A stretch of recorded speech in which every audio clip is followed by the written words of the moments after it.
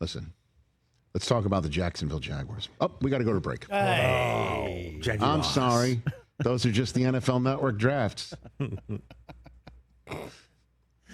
I wish Trevor Lawrence wasn't drafted during a Taco Bell commercial. Let's talk about the Jacksonville Jaguars. Nope, we have to go to commercial. I'm sorry. I'm going to keep making the same joke. The audacity.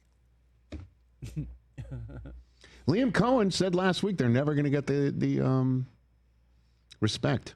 Yeah. Never going to get the respect. You mean L-I-M? Cohen? L-I-M Cohen. L.M. Cohen. Spelled like a Cohen brother. That's right. Joel, Ethan, and Liam. Let me just say this. Let me say this about the Jacksonville Jaguars.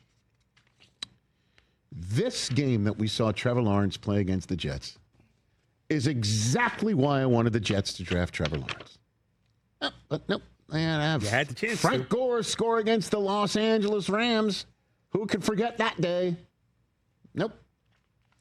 Now, this is the type of game that everybody was hoping to see out of him with consistency in Jacksonville.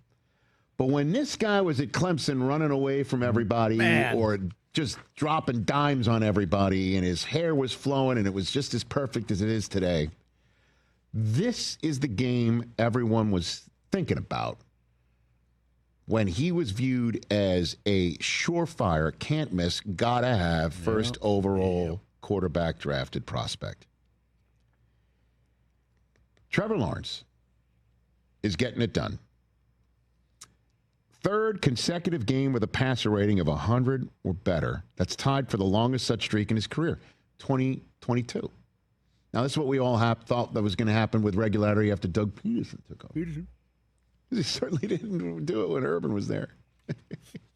You know, he's free, Rich. You need a coach, right? You know what Urban would just do? He would just bench the running back because he fumbled like it's the game 5 of a Big Ten season. But at any rate, Trevor Lawrence becomes the third player in NFL over the last 30 seasons with 5 or more passing touchdowns and 1 or more rushing touchdowns and no interceptions, joining Drew Brees and Aaron Rodgers at the 2019 season. That's what we're talking about. Season high 48 points. Last time they scored as many points in a game was 10 years ago against the Colts, 51-16. I told you the Colts can't win there. It's tied for the third most points scored in a single game in Jacksonville history.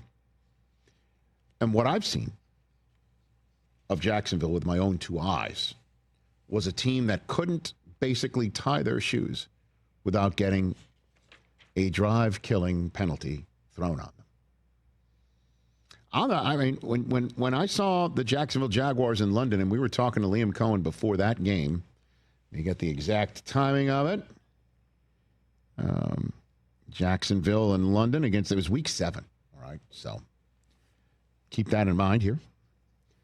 So Liam Cohen told the crew that they have on Wednesdays a film session of game breakers on the opposing team. And that film session is to remind everybody how stout the upcoming opponent is, or this is the one person we're circling on film. We cannot let this person beat them. Instead, leading up to the Rams, you could think, Puka was out, so there's Devontae Adams, there's Matthew Stafford, there's Jared Verse. Instead, he just Liam Cohen said, he just put a Jaguar symbol up on the screen. This is the entity that could break the game. You're making too many mistakes. You're the ones that can make or break this by focusing on the task at hand. Sure enough, they wound up having more than 10 penalties against the Rams, and they got boat raced, and they go home, and they go on the bye. And I thought to myself, well, that's that.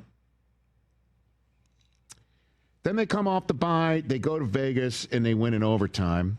Who knew they were looking at Jacoby Myers saying, why don't you join us in a couple weeks? I think Jacoby probably wanted to hop on that flight anyway. Then they go to Houston, and they're up by 19 and blow it. And I thought after they blew that, well, good run. That's the way that one went. And all they've done since then is beat the crap out of everybody. Again, that game against Arizona wasn't. I thought that Jacksonville had it. I'm sure some of the Jaguar fans don't feel the same way, but let's throw that one out then. They still won on the road against an opponent that, since Kyler Murray's been down, Jake Briskett's been winging it all over this place. He sure has. To Trey McBride and Michael Wilson. Yeah. So, but they got, Trevor Lawrence got everybody. The Chargers defense, Colts defense, the Jets defense. The Jets just fired their defensive coordinator this morning, Steve Wilkes.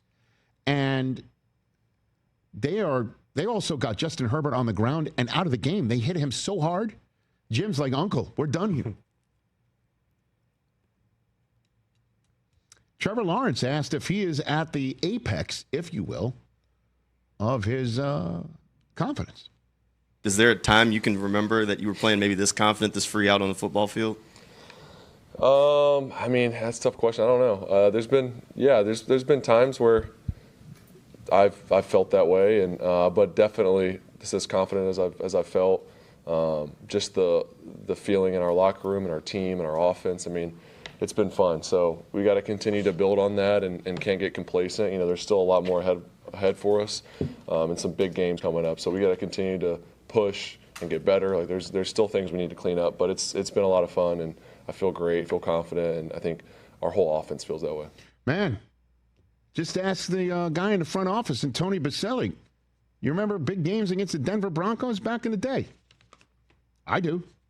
It's like Tom Coughlin's there telling everybody be there 5 minutes early. Because guess who they got next week? This is it. Here we go. Even if you're like, yeah, but who have you really beaten? Other than the Chargers and a Cardinals team that's putting the scare into everybody. And you had the Houston Texans dead to rights and let them off the hook. And by the way, sparked a rally for them. They haven't lost since that comeback win. So the Jaguars have got a big game in week 16, if not the game of the day in the AFC. You got the Ravens at the Ravens at New England. That's a big one. But you look at the rest of the AFC,